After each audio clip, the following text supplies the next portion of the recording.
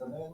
My name is Kyung-Hwan from Kangwon National University, South Korea. So the title of this talk is Estimation of Air Pollutants and Greenhouse Gas Emissions based on three-dimensional mobile monitoring at urban scale. I want to acknowledge my students here. Some of them are sitting back. So, oh, Oh, yes, sorry about okay.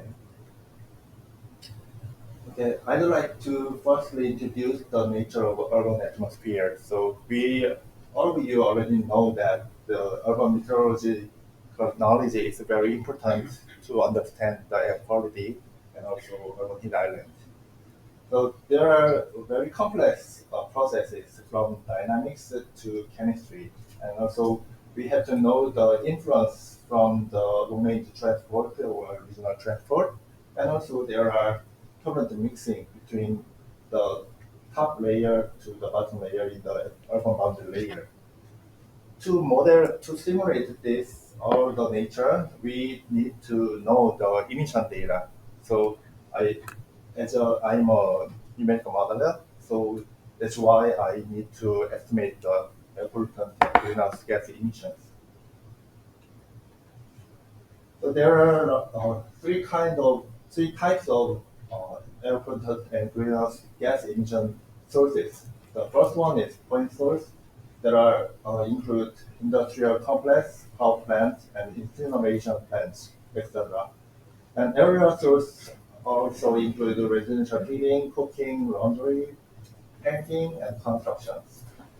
And also, line sources are divided into the on-road mobile source and also non-road mobile source. There are aircraft and ship and trains, so on. So to estimate the air pollutant and greenhouse gas emissions, we need to large set of data, including all the sources. So it is very hard job.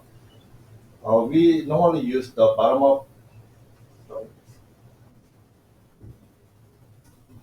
We normally use bottom-up estimation approach, which is a statistics based, but it has a lack of data in some part of sources. So in this study, we use the top-down estimate approach, which is a physical process basis.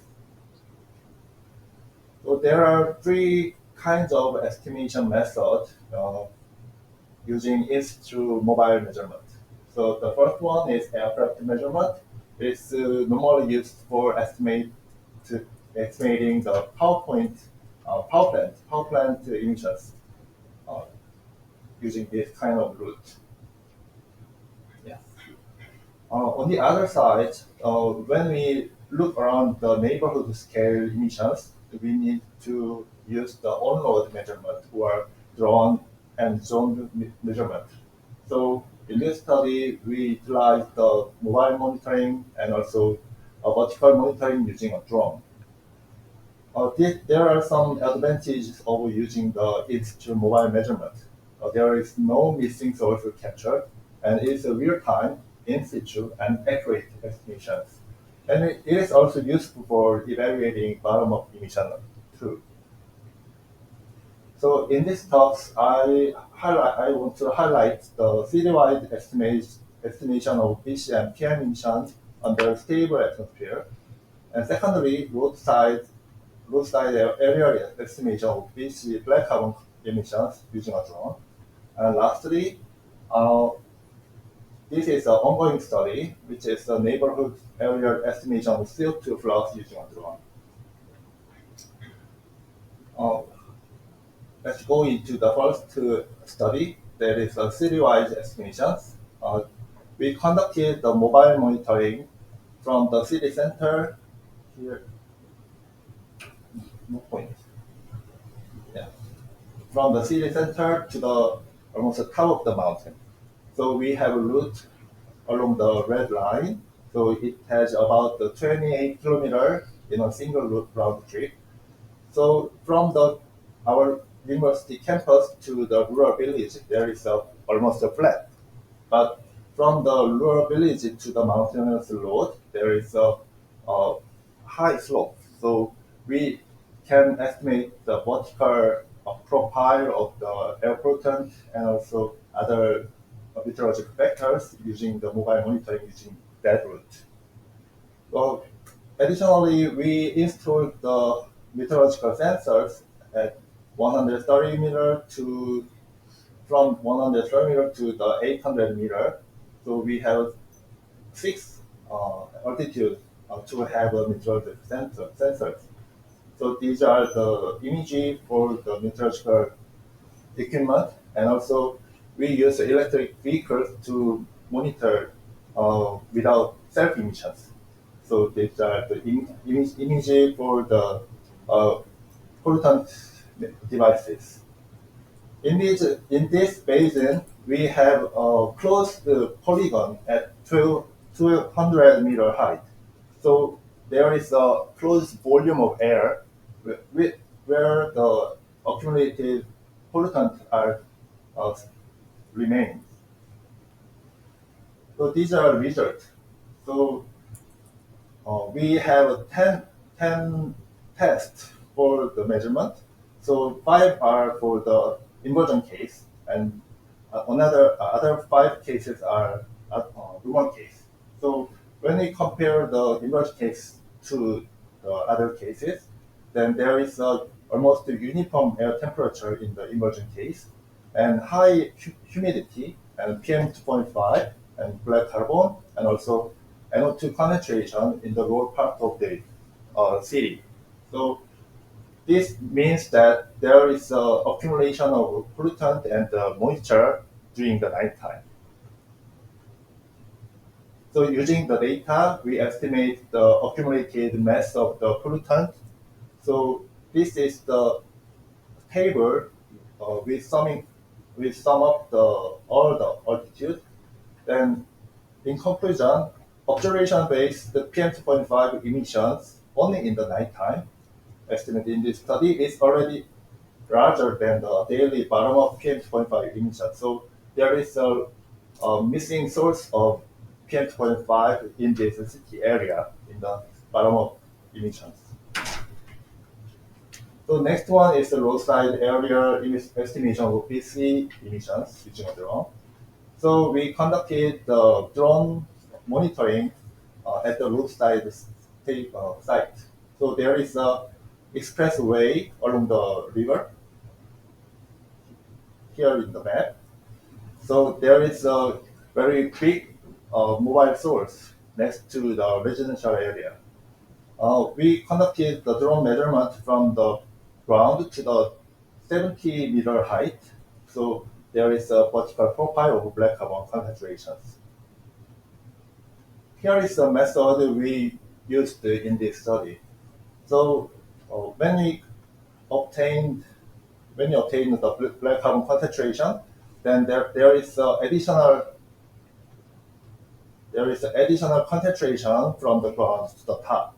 So the increment of black carbon concentration means the emitted concentration of black carbon.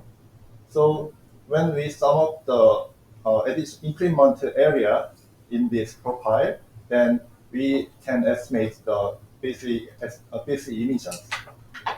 In this process, we need to know the wind speed. So at the first step, we use the AWS wind speed, but it fails. So in the second step, we use the CFD model simulation wind speed profile.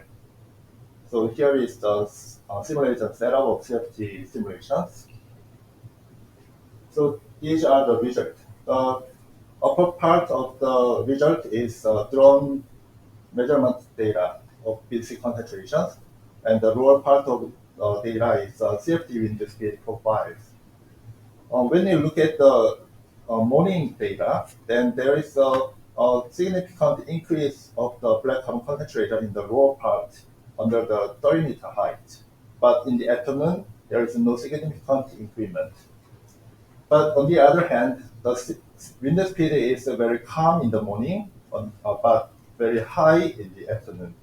So using this data, we estimate the PC emissions, and then compare with the bottom of approach emissions called CATS in South Korea. when you look at the data on the left-hand side, then the estimated emission in this study is much larger than the bottom-up emissions.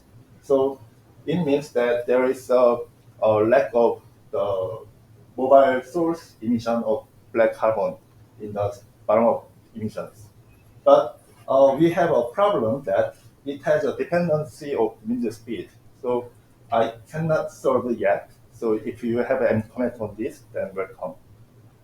Uh, Using these emissions, we have another safety simulation of species concentration profiles.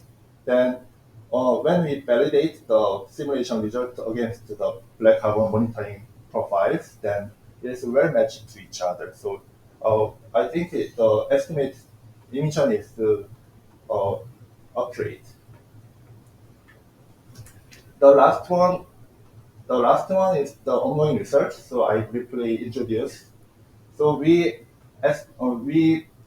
measure the CO2 profiles using a drone. So it is a similar methodology, but when you look at the data, then there is a slightly decreasing trend of CO2 concentration. So I think it is the accumulated CO2 in the lower part of the atmosphere. But using this data to estimate the CO2 flux or emission, we have to know the atmospheric turbulent diffusivity in the atmosphere. So it is a remaining part of our study. Okay, this is summary and conclusions. So we introduced the observation-based estimation method, and there are large discrepancy between bottom-up and the top-down emissions. So we have to make the discrepancy much smaller in the future. Thank you.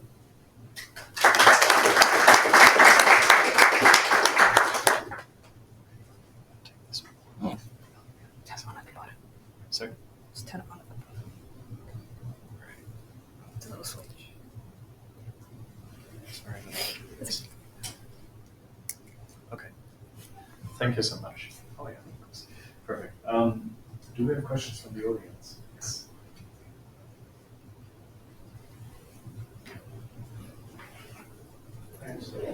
Thanks for the presentation. One question in relation to check. If you look at one of your table, you put this study concentration of NOx, black carbon, and PM2.5, and other study. Do you think you had the same fleet composition during this period, or different fleet composition? Yes.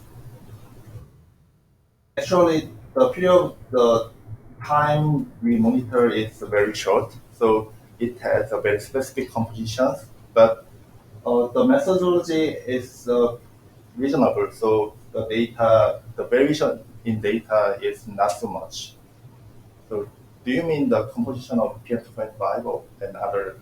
Yeah, the type of fleets of cars, they may change along when you do this study compared to previous. Oh, yes, you're right. One thing which could help with that one, since you are measuring CO2 emissions, if you had ammonia analyzer nearby, you could tell about how efficient is the process of exhaust, cleaning the exhaust is working.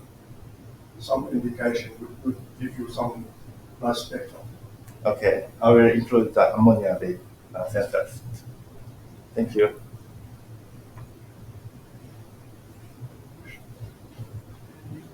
My question is about, do you think that there is any impact of the drone movement? I mean, like this turbulence or eddies on the measurement of the concentration of this particle? Yeah, it's a similar question before. So there is a big variation between the flight. So there is a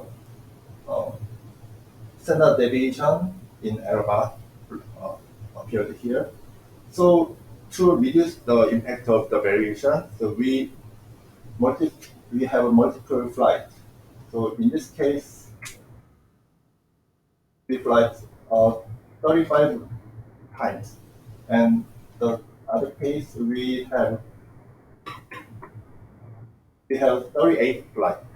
So when we increase the number of flights, then the variation reduces. So it has less sensitivity, I think.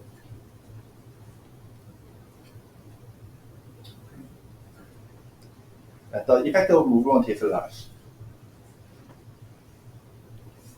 Thank you very much. Thank you. So we'd like to